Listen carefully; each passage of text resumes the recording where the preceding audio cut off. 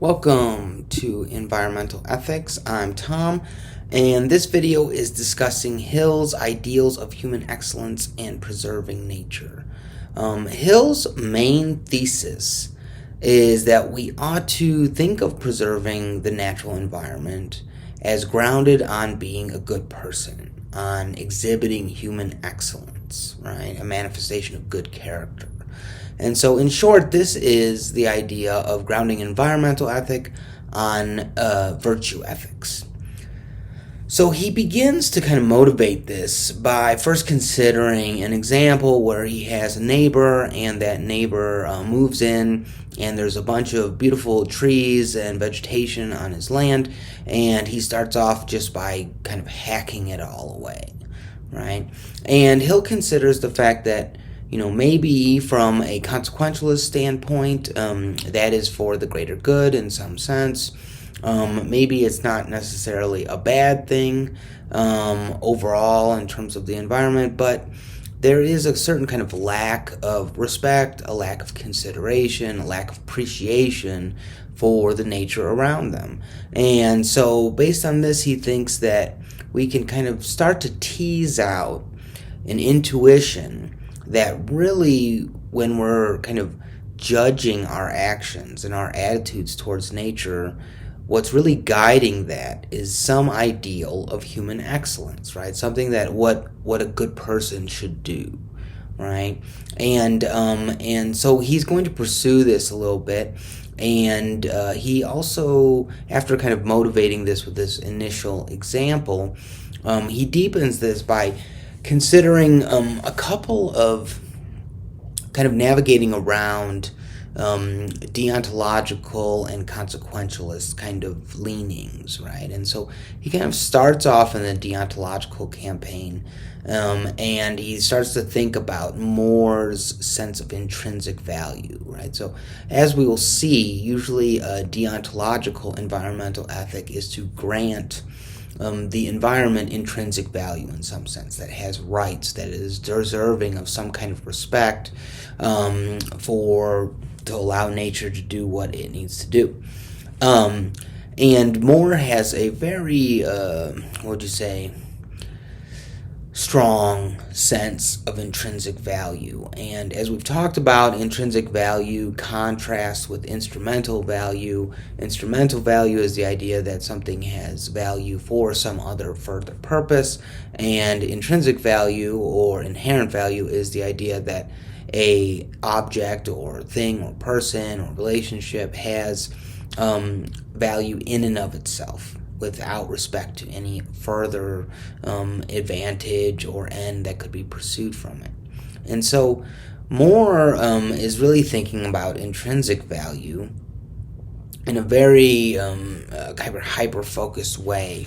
Not only does he think that a thing has to have value in and of itself, but also it cannot have value that derives from its relationship to anything, right?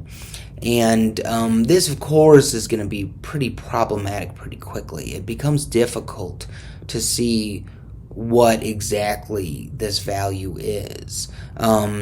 Take, for example, like water, right? We might think water is valuable in and of itself as a feature of the environment or something like this. But if we want to take Moore's intrinsic value, that means that water would have to be valuable irrespective of its place in the ecosystem in any kind of relevant way, not because it can be drunk, not because it stops wildfires, not because it replenishes plants, none of this stuff, right? Those are all relational. And so as we kind of go down this road, the problem that Hill has with Moore's view of intrinsic value is that it becomes pretty unintelligible what Moore's talking about. And so I think Hill brings this up to say that intrinsic value is going to be problematic to really ground our environmental ethic. The other thing that he considers is, from a consequentialist perspective, is the idea that you can have actions that we think are bad, but don't really have any bad consequences. So he gives the example. He gives a couple of examples, but he gives the example of spitting on someone's grave. Right? Now, we obviously, from a consequentialist standpoint, there's no bad consequences. This is not harming anyone. In fact, it might even give the person who's spitting on the grave a little bit of pleasure out of it. And so overall, the utilitarian calculus kind of weighs in favor of this. But we tend to think that someone does that, it's disrespectful, right? It's a manifestation of bad character, that a person has kind of bad qualities, bad, personal traits, and so we want to say it's wrong in some way. And so the way in which we can say it's wrong, according to Hill, is to say, well, it's a manifestation of bad character. Someone lacks human excellence when they're doing that. And we can translate that over into examples with the environment. There might be cases where actually doing something, pretty rash would actually help the environment, possibly. Making a species go extinct might actually maybe help an ecosystem. But Hill wants to say, well, we tend to think it's still wrong, and the reason why is because our sentiments are grounded on this idea of human excellence, right? This kind of Aristotelian idea. So after he kind of clears the way here, he considers some different kinds of virtues that he thinks are important, right? So he thinks that environmental destruction, it largely rests on the absence of virtue. Things like ignorance, a lack of humility, a lack of gratitude or appreciation for nature or one's place in nature. And so he considers some of these views and some objections to them.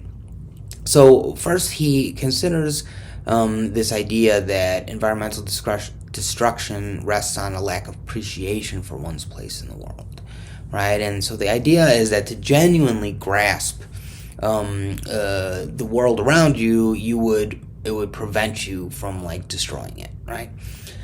But he considers a couple of responses.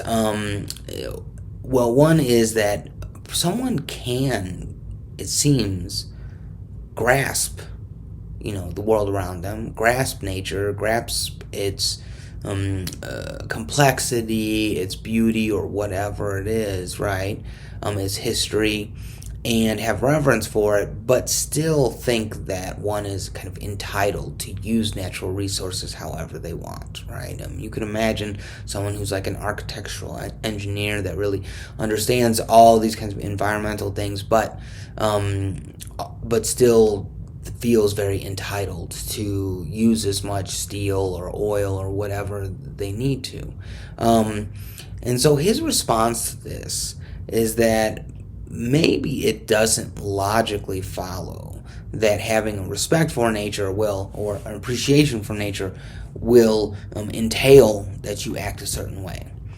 But empirically, it does seem to be the case that, in fact, people who are more aware of nature tend to respect it more. Right? That was his first kind of point. Awareness does tend to promote activism, is another way to put it. But he also considers the idea that appreciation and understanding are concepts that really do need to be understood as grounded or entailing kind of practical attitudes. They're not just merely theoretical attitudes, right? So, and the idea here is that if one really understood the complexity of nature, if one really had a genuine appreciation for nature, then they really would do stuff to kind of preserve nature, right? And so the gap is really more of a lack of understanding, more so than really the idea that it is perfectthat consistent to have an appreciation for nature and destroy it, right? The second point that he considers is the idea that environmental destruction is grounded in a lack of humility, right? This idea that we're a small part of a larger whole, so on and so forth. Now, he considers an objection to this that one can think of humility as recognizing that, in fact, nature is merely a resource, right? So the lack of humility is to kind of put nature up on a pedestal that it doesn't belong. And so you're kind of overinflating the sense of nature and kind of deflating improperly our role in the world. And so he considers this this idea that and the way he responds is saying that, humility is typically contrasted with self-importance, right? And so the idea that nature is somehow kind of like subordinate to us, it seems like it inherently goes against this idea of humility, because it's always a boosting of self-importance. It's always saying that we're entitled to something, and humility would be kind of inherently questioning that, right? Considering that, other beings or entities or whatever are somehow perhaps greater than us, or at least equal. He also considers a third point, right? And this point is the idea that is based on aesthetics or appreciation of the beauty of nature. And it's the idea that, environmental destruction is grounded on this lack of appreciation for the beauty of nature. And he considers this objection that, beauty is really in the eye of the beholder, and that no one is kind of really required to recognize what another person finds beautiful, and also that someone can appreciate the beauty of nature but still feel that they're entitled to still destroy it when they're done appreciating it, right?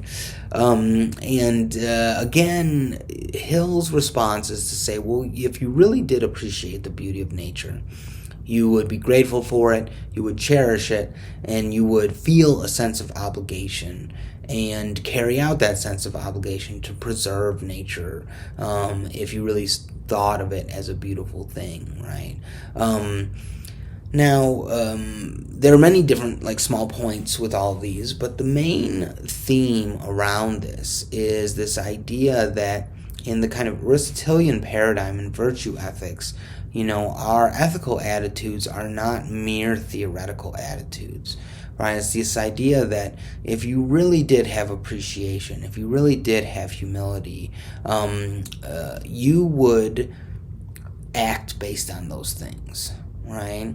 I get out of the way of a bus because I really think that it will hurt me if it hits me, right? And so this is the idea that's really kind of steeped in Aristotelian virtue ethics, that, ethics is essentially a practical matter, and to have, to be a excellent human being, right? To exhibit human excellence is not enough to just have an idea of what the right thing to do is. It's to actually do it. It's to actually act on those things, and to cultivate that behavioral disposition so that you actually do the things that are the good things, right? So he's kind of using this to ground our sense of environmental ethics. So that's it for this video. Thanks for watching.